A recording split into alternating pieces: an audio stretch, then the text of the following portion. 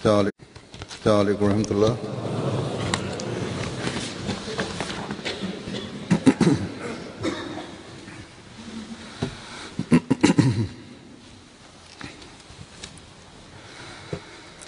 अशहदु अल्ला इलाहा इल्लल्लाह वहदहु ला शरीका लहु وأشهد أن محمدا عبده ورسوله أما بعد فأعوذ بالله من الشيطان الرجيم بسم الله الرحمن الرحيم الحمد لله رب العالمين الرحمن الرحيم مالك يوم الدين إياك نعبد وإياك نستعين اهدنا الصراط المستقيم صراط الذين أنعمت عليهم غير المغضوب عليهم ولا الضالين والذين يصلون ما أمر الله به أن يوصل ويخشون ربهم ويخافون سوء الحساب। और वो लोग जो उसे जोड़ते हैं जिसे जोड़ने का अल्लाह ताला ने हुक्म दिया है। I oni koji se vežu sa onim što je Allah odredio da bude vezano i boje se Allaha u potpunoj mjeri. U ovom ajetu Allah dželešanuhu je naredio da formiramo, da stvorimo one veze i odnose koji ne samo da su bili naređeni, nego ovdje također je naređeno da održavamo te odnose. Prvo i prije svega oni moraju biti formirane veze i onda održavane. Drugim riječima, musliman vjernik koji je istinski mumin, istinski vjernik, kome je Allah dželešanuhu dao mogućnost da bude vjernik, nikada ne može čak ni zamisliti da provodi čini takva djela, takve postupke koji su suprotni bilo čemu što zadovoljava Allaha dželešanuhu. Tako, kada on postaje istinski vjernik, kad čovjek postane i veže sebe i stvori vezu sa Allahom dželešanuhu i u skladu s njegovim naredbama on formira ove odnose sa Allahom dželešanuhu koje nam je Allah naredio da formiramo, onda ih on slijedi u potpunosti.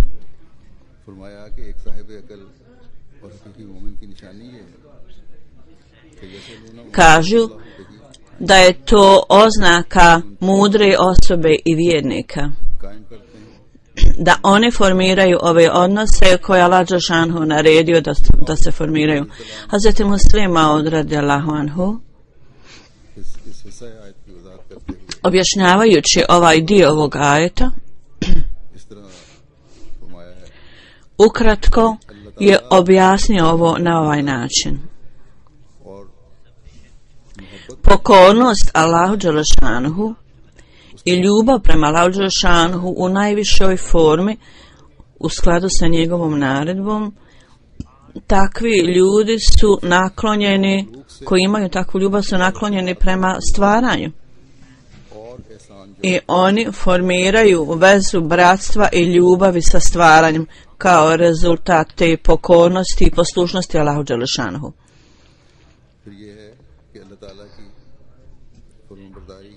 Onda on kaže pokornost i poslušnost Allahu dželešanuhu i ljubav prema njemu u najvišoj formi, onda on nastoji da to postignu, bori se da to postignu. u ovaj prijevod ovog ajeta kaže oni se boje Allaha i oni se boje davanja obračuna, polaganja računa. Oni u svom srcu drži strah od Allaha, strah prema Allahu.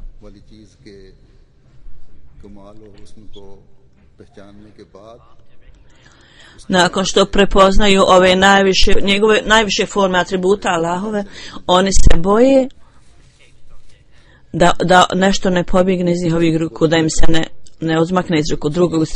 Druge strane, strah kaže se kad osoba stekne razumijevanje stvari od koje se boji.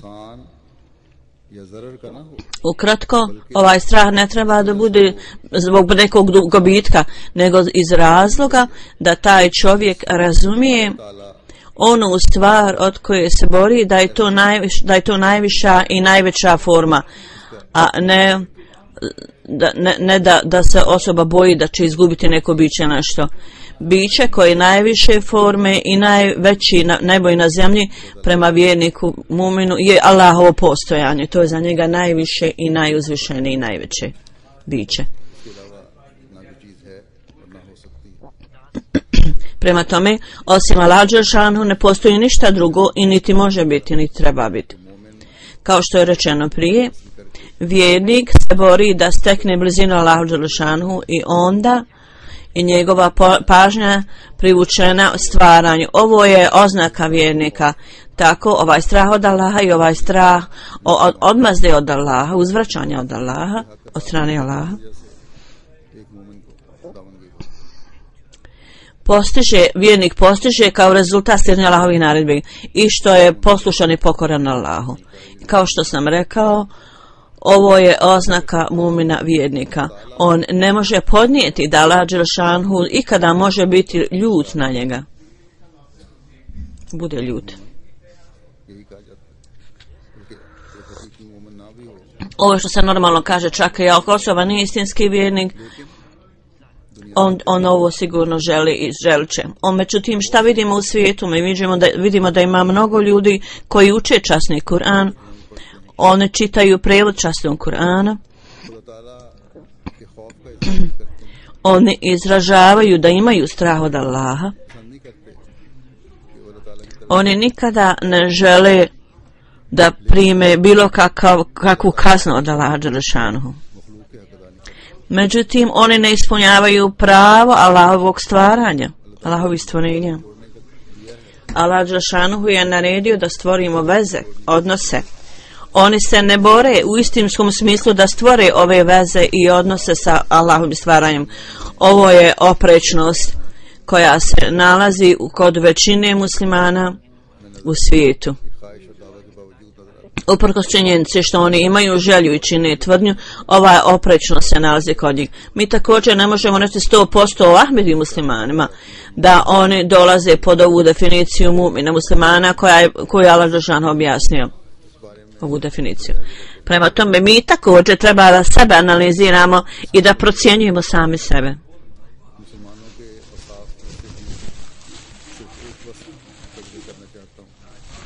U ovo vrijeme ja samo želim da spomenem jedan aspekt o muslimanima koji je Allah dželešanu naredio u pogledu njihove prepoznatljive odlike muslimana i kako treba da bude. Među odlikama mumina vjernika ovo je glavna odlika koja je bila objašnjena,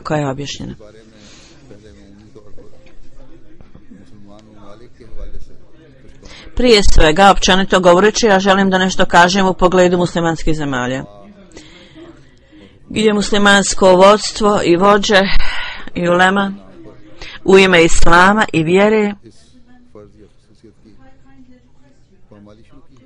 započeli su potpuno uzurpiravati ove obaveze. Allah kaže, ovo je znak istinskog mumina vjernika, da huma obejnehum, da to bude izuzetna sažaljenje, ljubav, ljubaznost i milost jedan između drugoga, da takvo imaju osjećanja.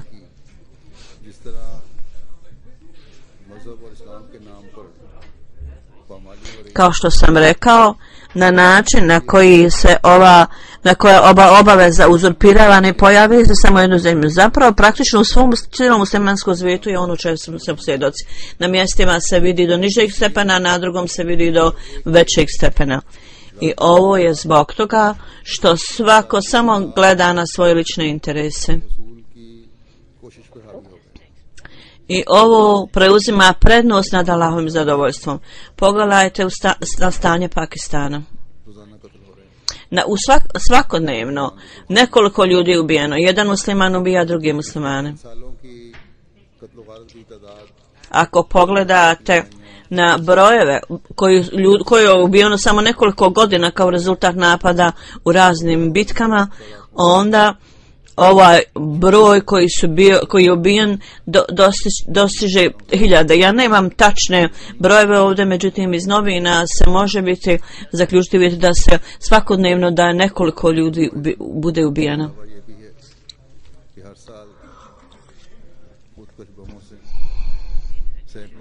Uz to samoubilački napadi ubijaju hiljade ljudi svake godine. Sve se ovo događa u ime Allaha i u ime religije. Zato što u pogledu rahama u bejnehum, da budete sažaljivi prema drugom, Allah je rekao prije ovoga u pogledu znaka vjernika da vjernici onoga budu sažaljivi meke. Zato ova ulema misli sada da svakog mogu napraviti kafirom, nevjernikom, i oni vjeruju da imaju dozvolu da radi šta god hoće. Tako kad počnu razmišljati na ovaj način,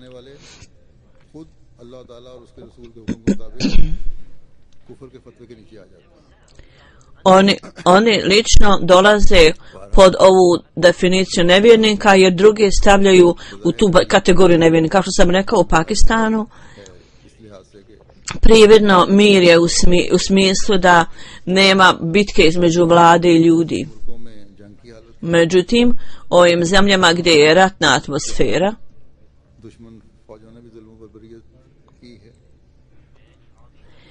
gdje vojske također provode varvarstvo i okrutnosti i gdje muslimani ubijaju muslimane. Na primjer, pogledajte na Afganistan. Tamo muslimani su jedan protiv drugog, provode samoubilačke napade i isto tako općenite napade jedan protiv drugog. Kažu da u Afganistanu je za zadnjih 10 godina više od 55.000 ljudi ubijeno kao rezultat ovoga. Manje je stranih trupa one vojske, zapravo Afgani vojske koji su ubijeni. Civili su ti koji su uglavnom bili ubijeni u ovom broju. I oni kažu po standardima, oni koji su na pijaci ili kod kuće postaju meta za okrutnosti drugih. U Siriji čisto muslimani se bore protiv drugih muslimana. I oni kažu, konzervativno procjena je da oko 70.000 do sada ubijeno. Ponovo većina su civili. U Egiptu u izgovoru u revoluciji 1000 ubijeno. Libije također 1000 ubijeno i dalje su ubijani. U Iraku od 2003. do sada kažu da je više od 600.000 ljudi ubijeno.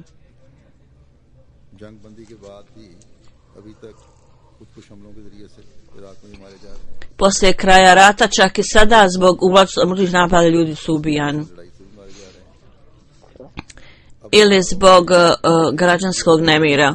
Sada se pojavljuju novine, vijesti u novinama, objavljuju se, da muslimanske zemlje postaju oruđe u rukama drugih moći i ovo rade. Na primjer, prije 2 dana bilo je na vijestima u pogledu Sirije da Saudi Arabija je uzima oružje iz Europe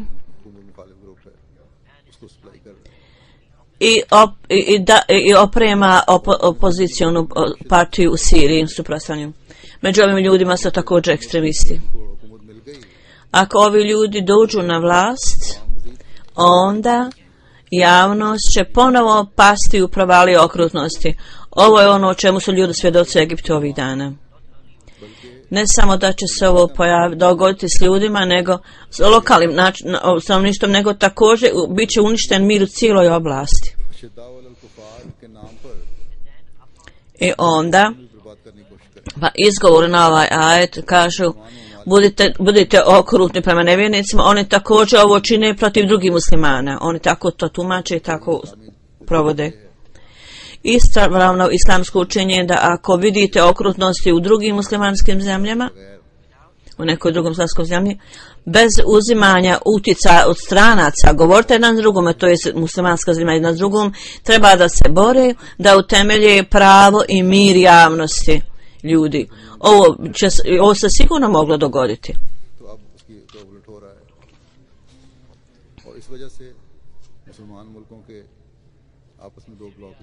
U Siriji isto tako kao rezultat okolnosti dva bloka se formiraju čak među muslimanima. Sada ako se pojavi svjetski rat, ako izbije nego početak neće biti prethodno iz Europe nego iz istočnih zemalja, nego početak. Prema tome muslimanske zemlje trebaju da razumiju svoju odgovornost, ali nažalost kad bi samo ovi ljudi, ove vlade, ove vođe, ovi političari i ove zemlje shvatili ovo i kad bi samo primijenili ovu naredbu koja Allah dao u Kur'anu.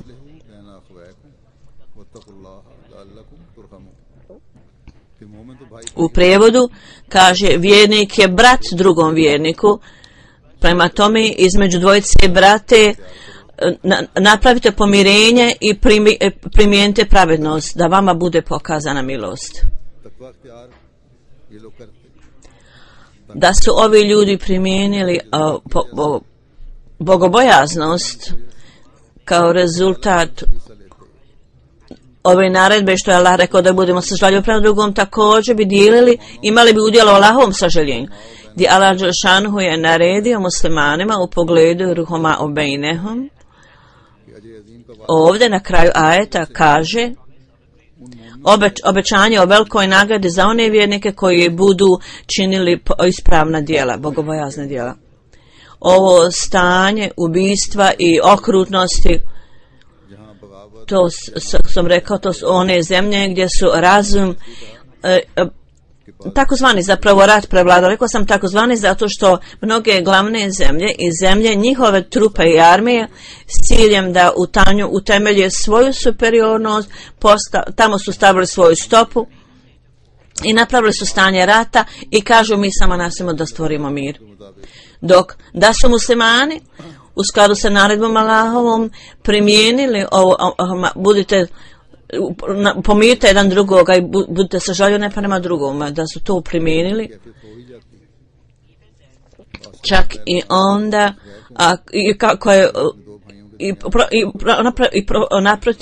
i protiv ovoga bilo je neki rat. Ako nastane rat, onda nastojite da izmirite dvojicu braću. I da su tako radili, ne bi bilo potrebno za kakvu stranu silu da dođu, ni bi imali hrabrosti da dođu.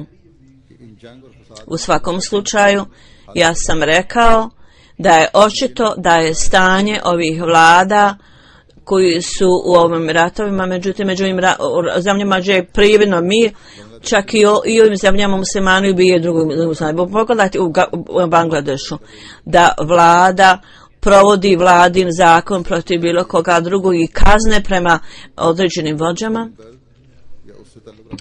onda simpatiziraju osobe koja bude kažnjena i ako se to dogodi oni onda ustanu i onda naprave nerede, okrutnosti i tako dalje i ovo dovodi do toga da nevini ljudi budu ubijeni.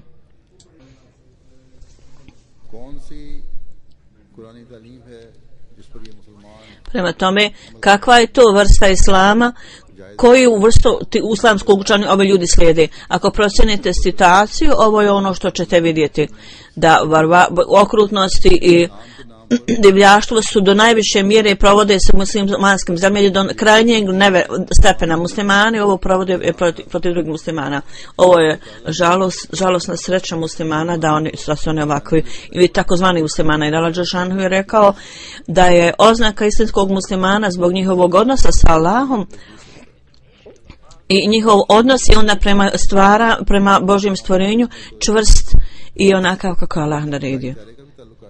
I pogotovo ova forma odnosa bratstva između drugog. Ako ovo onda nije nesreća, šta je onda ovo? Šta je drugo? Islam je dao toliko naglaska na stvaranje mira, sažaljenje, na izmirenje do istog nivoa. S druge strane, musliman zapravo se bojana protiv drugoga i s druge strane do krajnosti su među muslimane rođeni nepravedni i okrutni ljudi. Pogledajte na kršćane. Oni smatraju da su muslimani uzrok ovog nereda. Čak kažu u zatvorima ovim zemljama da je više muslimana zatvorenika. Ako pogledajte na to, u odnosu na procenat populacije stanovništva, ovo je što oni kažu. Ovo je iskvareno stanje muslimana koji s ciljem da se reformišu, obećano mi se alejselam bio za njega određeno da dođe i on je došao. Međutim, ovi muslimani kažu nema potrebe za reformatora, nema potrebe za Mesaju. Učenje koje mi imamo dovoljno, oni kažu.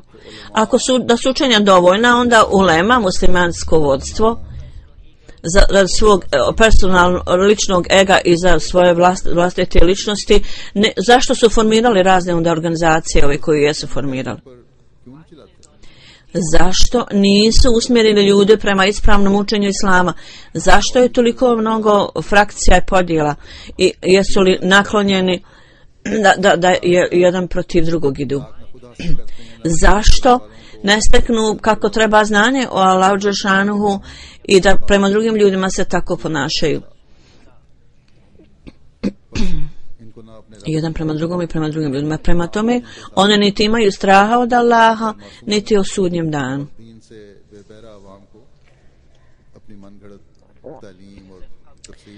Nevini ljudi i neupoznati ljudi, oni njih zavode neispravnim učenjem, običan narod.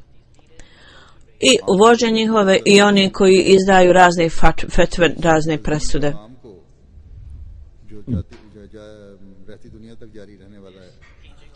Ovo učenje časnog poslanika sallallahu alejhi ve sellem koji će se nastaviti do kraja vremena, jer ovo je ono što je on rekao.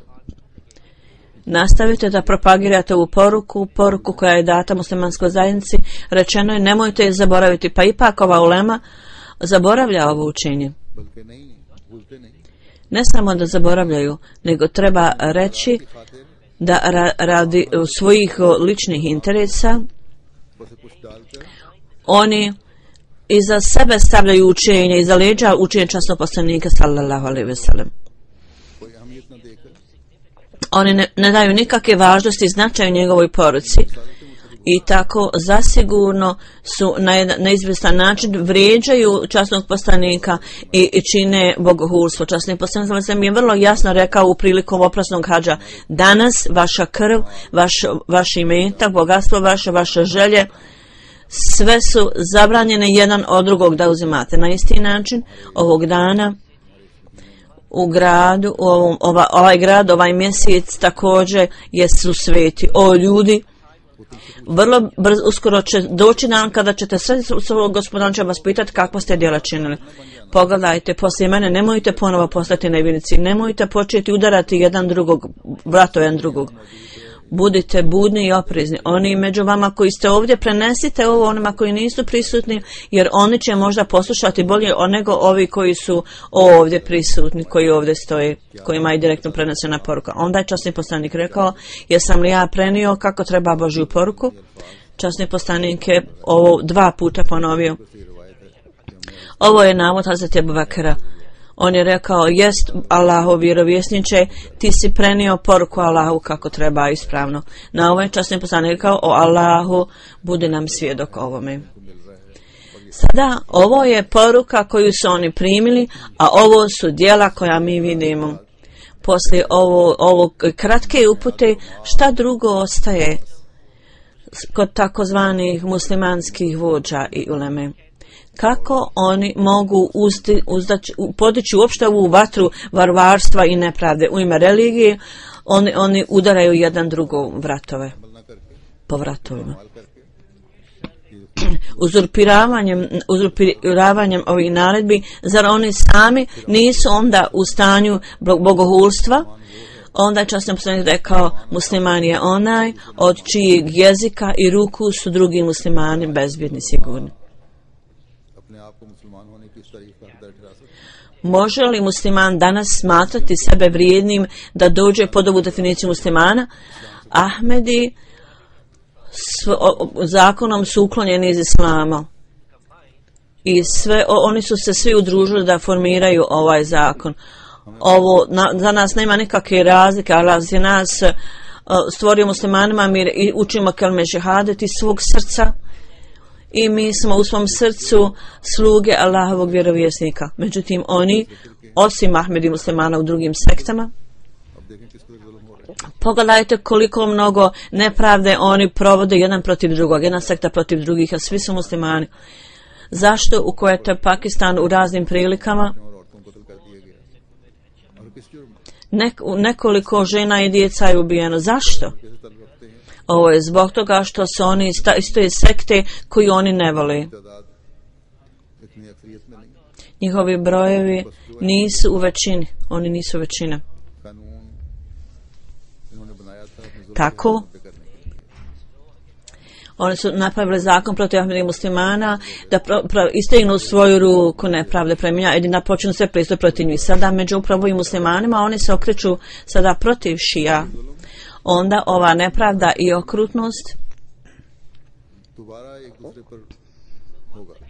ponovo će okrenuti krug da svaka sekta se okreće protiv druge sekte. Ja ponovo ovo kažem jer ovo se već događalo u prošlosti. Oni su se svi ujedinili protiv Ahmedi muslimana.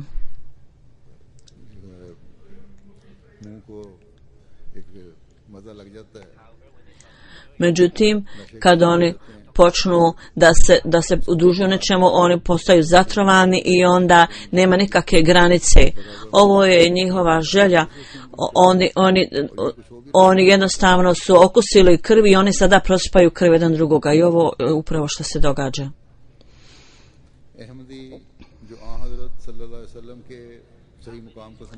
Ahmedi muslimani koji razumiju istinski položaj časnog poslanika sallallahu alejhi ve sellem ne uzmaju da ovaj hadis ograničen samo na muslimane, nego zapravo mi vjerujemo da je njegov opseg odnosi se na sve miroljubive ljude u svijetu. Zatim Muslima ovdje objasnio njegov opseg na ovaj način. On je rekao, musliman treba da bude siguran od muslimana. Ovo nije samo ograničeno na muslimane, ovo znači da je musliman onaj od čijih ruku i jezika je svaka miroljubiva osoba bezbjedna i sigurna. Prema tome, ovo je istinsko shvatanje naredbi časnog poslanika koje se postiže kroz bogobojaznost. Ovi muslimanski vođe ne imaju bogobojaznog u svom ličnom egu i u svom ličnim interesima. Oni su pali u to kao žrtva. To kao što sam rekao, oni su lišeni ovog znanja i pronicljivosti. Prema tome, dokle god ne uklone svoje lične interese, ukoliko ne formiraju sjeme žrtvovanja ili mogu sposobnosti žrtvovanja, a to se formira stavljanjem ispred sebe duh naredbe, budite sažaljivi prema drugome i ne budu postupali u skladu s tim. Do tada, koliko god velika osoba je, šta god možda tvrdi, on nije istinski musliman u istinskom smislu, a onaj koji nije istinski musliman, vjernik u istinskom smislu, kakvu uputu on može dati drugima? Nedavno jedan hođa je dao tvrdnju u Pakistanu, iznio tvrdnju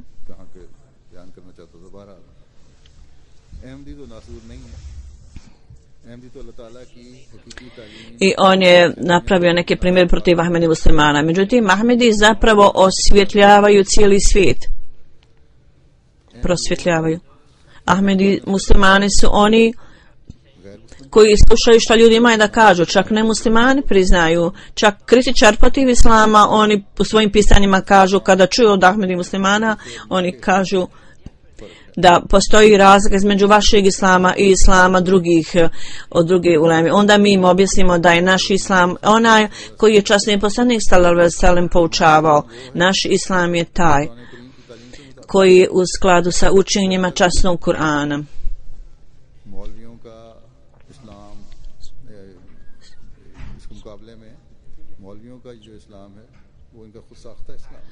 U poređenju sa islamom ovih hođa, oni imaju sebičan pristup i odraz je njihovih vlastitih želja da imaju svoje lične interese. Da Allah dželešanu otvori oči muslimanskog umeta, da Allah dželešanu otvori njihova srca također. Da Allah dželešanu osvijetli ljude, da vide i shvata istinski islam i koji danas iskreni predanici Allahove, to je stahmeni muslimani širi u svijetu. U svakom slučaju, kako sam rekao na početku, osim ovih stvari, osim ovih tačaka, mi ne možemo dati 100% garanciju o sebi. Da na svaki način, na svakom nivou mi postupamo prema na ovoj naredbi časnog Kur'ana ili da smo mi utjelovljenje te naredbe, da budemo sažaljivi prema drugom, da budemo braćani prema drugom i da mirimo dvojicu braće.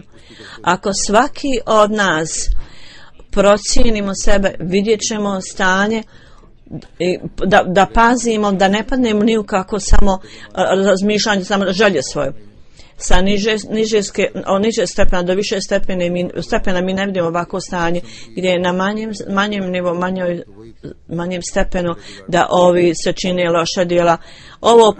Ovo postaje onda predvodnica da se pojavi veća ružna djela i veći prekršaj i nemoralnost. Mi želimo da nam Allah dželešanu dadne milost i oprost za sebe. Međutim, mi ne znamo kako da oprostimo drugima, ne pokazujemo sažaljivost prema njima i nismo milostivi. Ako imamo osjećaj sažaljenja prema drugima, onda bi mnogi problema od prema džamata u pogledu tarbijata i kaza bili automatski bili riješeni. U časnom Kur'anu Allah dželešanu kaže: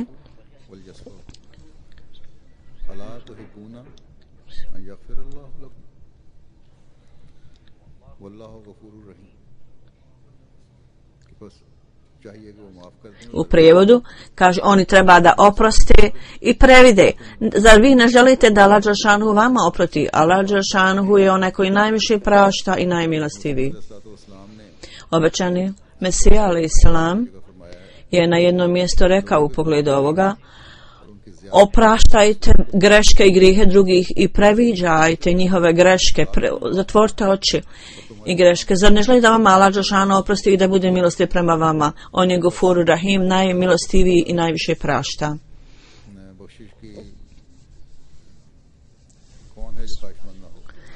Prema tome, zar svaka osoba i glupa ni ne želi Allahov oprost? Svaka osoba koja vjeruje u Allaha, koja treba blagoslovi Allahove blagodati na ovom svijetu i na drugom svijetu. Uvijek je zauzeta i brine se da mu grijesi budu oprošteni i njegovi propusti također. Ako je ovo tako, Allah dželešanu kaže, ako je ovo ono što vi želite, onda primijenite ove moje atribute, Allah kaže, i prema mojim robovima, prema mojim ljudima, prema ljudima. Vi treba da uzrokujete osjećanja milosti, ljubaznosti i oprosta do najvećeg mogućeg stepena. Ja ću predstaviti neke hadise u ovom svjetlu. Huzur kaže. I ovi osvjetljavaju i objašnjavaju ove aspekte dalje. Hazret Anas bin Malik kaže: ja sam čuo časnog poslanika sallallahu alejhi ve sellem da kaže: ona osoba koja želi obilnu opskrbu ili želi da bude doživi stare godine da ga spominje, on treba da posvoji atribut, da bude sažaljiv prema drugima ili bratski odnos da ima sa svojom bliskom rodbinom, sa svojim bliskima, da treba da oprašta njihove greške. Hazret Amr bin Šuajb, on navodi od svog oca ili djeda, da je časni poslanik sallallahu alejhi ve sellem rekao, ona osoba nije povezana sa mnom, nije u vezi sa mnom, koja nije sažaljiva prema nižim ljudima. Drugim riječima, koja ih ne poštuje, koja ne poštuje nižim ljudima. Sada ljudi prouče ovaj hadis u mladosti. Mi na mnogim mjestima čitamo ovaj hadis, nakon što ga čujemo mi ga zaboravimo. Izađemo džamiju, izađemo sa dželse i zaboravimo na ovaj hadis. Zaboravimo sve ovaj hadis. Hazret Abdullah bin Mesud prenosi da je časni poslanik rekao, sva Allahovo stvaranje je porodica Allahova. Tako Allah dželešanohu voli one među svojim stvorenjima koji su dobri prema svojoj porodici i vode brigu o njihovim potrebama.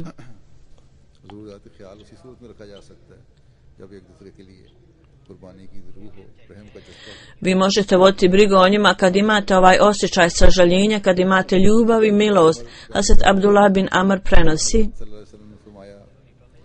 da je časni poslanik sallallahu alejhi ve sellem rekao, milostivi Bog će biti milostiv prema onima koji su milostivi prema drugima. Budite milostivi na zemlji i Allah će biti milostiv prema vama na drugom svijetu. Ovaj drugi prenosilac kaže da je časni poslanik rekao, kad se ova tri atributa nalaze u osobi, Allah dželešanohu će čuvati tu osobu pod svojom zaštitom i milosti i uvešće ga u džennet. Prva je da on bude milostiv prema slabima. Drugo, da on voli svoju majku i oca. Treće, da je prema svojim slugama i koji rade u njegovoj kući, da ih tretira na lijep način. Hazret Ajša Sidika radijallahu anha kaže da je časni poslanik sallallahu alejhi ve sellem rekao, Allah dželešanohu voli nježnost i ljubaznost. On je obećao veliku nagradu za nježnost i ljubaznost, više nego za druge aspekte. Drugim riječima treba da nastavite riješiti problem sa ljubaznošću i uljudnošću. Onda Hazreti Ajša prenosi da je čula od časnog poslanika sallallahu alejhi ve sellem,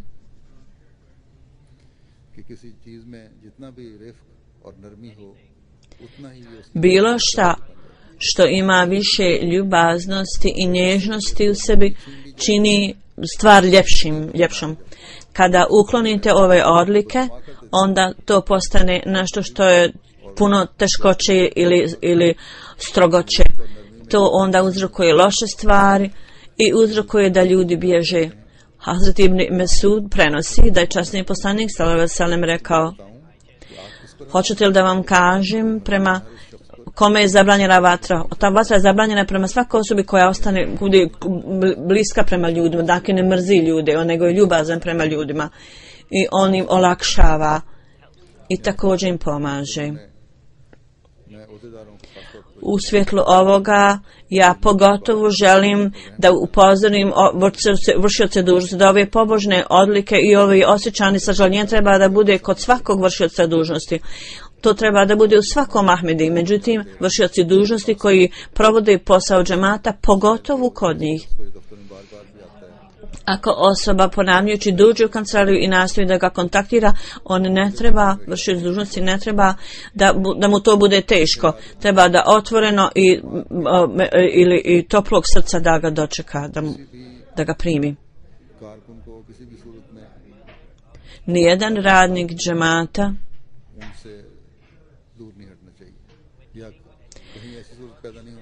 kada radite s bilo kojim drugim radnikom, ne smijete se udaljiti od toga da obavljate visokog standarda posao ili da smatra, ili niko da ne pomisli da se vršioc dužnosti ne ponaša, ne postupa sa visokim odlikama. On treba da budu takvog načina ponašanja najblaži, najnježniji, najljubazniji. Ebu Hurajra prenosi da časni poslanik rekao, sa sadakom sadaka neće uzrokovati gubitak vašeg imetka. Kada neko oprosti i propuste drugih, Allah dželešanohu oprašta njemu i daje mu više. Da ovaj standard bude usađen u svakog člana džemata. Ovdje je jedan hadis Hazreti Anasa da je časni poslanik rekao, on kaže, Nemojte imati ljubomoru ili zlobu jedan protiv drugog. Nemojte imati nemilost jedan prema drugoma. Zapravo imajte takvu jedan prema drugom kao braća. Za vas nije odobrivo da s drugim budete ljuti više od 3 dana. Brat s bratom. Hazrat Ebu Hurajra prenosi da je časni poslanik sallallahu alejhi ve sellem rekao: nemojte biti ljubomorni jedan prema drugom. Nemojte nastojati da izazovete štetu jedan prema drugome. Nemojte imati zlobu jedan prema drugom. I nemojte prekidati jedan drugim veze. Nemojte nastojati da otmete imetak jedan drugoga. Zapravo, postanite Allahovi robovi, budite braća jedan drugom. Musliman ne smije biti nepravedan prema drugom bratu, ne smije izazvati da on bude postiđen i ne smije ga ponižavati. Časni poslanik je pokazao svoje srce i rekao: bogobojaznost je ovdje. Časni poslanik sallallahu alejhi ve sellem je pokazao na svoje srce i rekao: bogobojaznost je ovdje 3 puta. Takva je ovdje, to je bogobojaznost. Dovoljno je za muslimana da bude ponižen, da gleda na drugog muslimana sa prezirom. Da Allah dželešanuhu osposobi da ova bogobojaznost i strah od Allaha, kako je časni poslanik rekao, ima u svom srcu, da mi imamo tako i da slijedimo njegov pobožan primjer i da postignemo njegov standard. Koliko god možemo do njegov standard. Hazrat Ebu Hurajra prenosio da je časni poslanik sallallahu alejhi ve sellem rekao: Allah dželešanuhu će reći na sudnjem danu: gdje su oni ljudi koji su radi moje veličanstvenosti i moje slave voljeli jedan drugoga? Danas oni su u sjeni i ja ću im dati sjenu pod svojom sjenom. Da Allah dželešanuhu osposobi da među nama uvijek budu osjećanja, sažaljenja i ljubavi, bratstva, da uvijek budu sažaljenja progom. Da budemo takav džemat, takva zajednica koju je obećan Mesija alejhi selam želio da stvori u skladu sa svojim učenjima i učenjima časnog poslanika sallallahu alejhi ve sellem, da napravimo takav džemat. Da džemat postane garancija za mir u svijetu. Da muslimani dođu i prihvate istinskog reformatora koji je Allah poslao i da imaju ljubav prema drugome i da se uklone sva ove nepravde i okrutnosti među ljudima i da muslimani budu takvi da ljude tretiraju sa ljubavlju i naklonošću. Da ne postanu oruđe u rukama oni koji imaju svoje lične interese, nego da postupaju sa mudrošću i da tragaju za naredbama Allahovim i da postupaju u skladu s tim. Da Allah dadne da opasne okolnosti u muslimanskim zemljama i ekstremisti koji su zaposjeli ove zemlje, ovi koji samo žele da slijede svoje interese, da Allah dželešanuhu svima bude na pomoći i svim ovim zemljama, pogotovo muslimanskim zemljama i svijetu, i da svi u svijetu općenito budu ovakvi ljudi uklonjeni ovi teroristi. Tako da možemo širiti učenje časnog poslanika brže i na bolji način nego prije. Danas poslije džume ja ću klanjati dženazu namaz u odsustvu. Ovo je Nazar Rekima sahiba, ona je afrički Amerikan Ahmedi, ona je stanovala u Americi, ona je umrla 18. februara 2013. Inna lillahi wa inna ilaihi rađiun. Ona je rođena 1907. i bila je u Americi. Njen otac je bio kršćanski svećenik, međutim ona nije imala nikakvog interesa za kršćanstvo. Ona je bila zainteresirana za budizam i druge religije, međutim nije ih prihvatila. 1949. dr. Khalil Sahib Rahmetli, kroz njega ona je imala sreću da prihvati Ahmedijet. 1991. udala se za Nasir Ali Sahiba Rahmetli,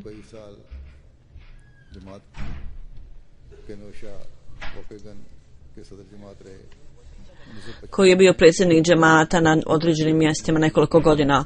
Onda su preselili jedno mjesto gdje ona radila kao sekretar za knjige Talim.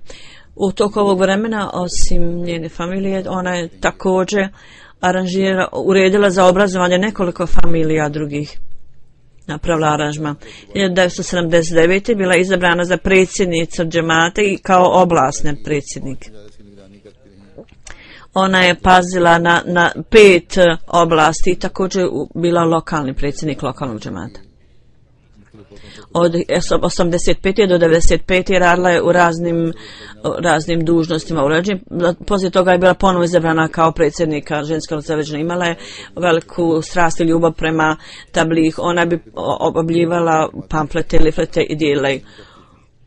Tako da bi dijelila je ove liflete u bibliotekama i školama i tamo bi stavljala knjige džemata. Na radiju i televiziji dala je mnoge intervjue kroz ke više od 50 ljudi bilo u stanju da se pridruže Ahmedijata.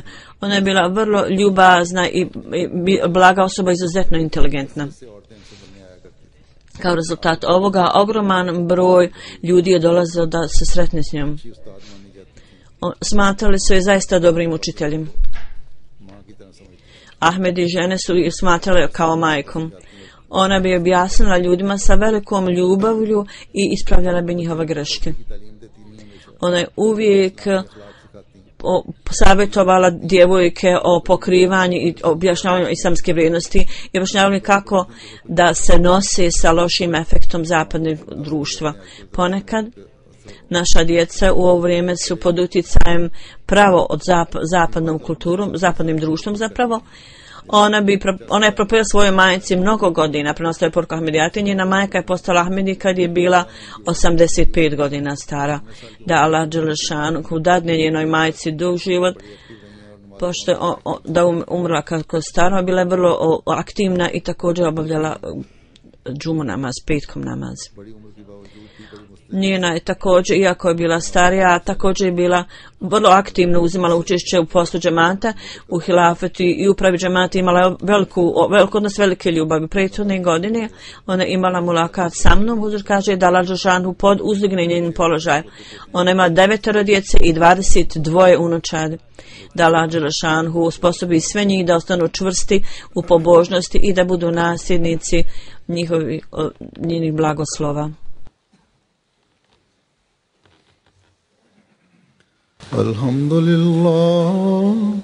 Alhamdulillah nahmaduhu wa nasta'inuhu wa nastaghfiruhu wa nu'minu bihi wa natawakkalu alayhi wa na'udzu billahi min shururi anfusina wa min sayyiati a'malina.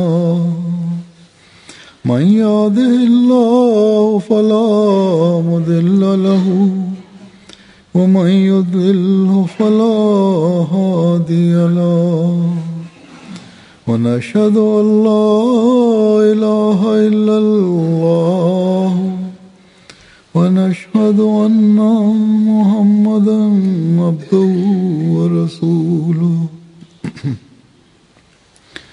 عباد الله رحمكم الله إن الله يأمر بالعدل والإحسان وإيتاء ذي القربى وينهى عن الفحشاء والمنكر والبغي يعظكم لعلكم تذكرون. اذكروا الله يذكركم وادعوه يستجب لكم ولذكر الله أكبر.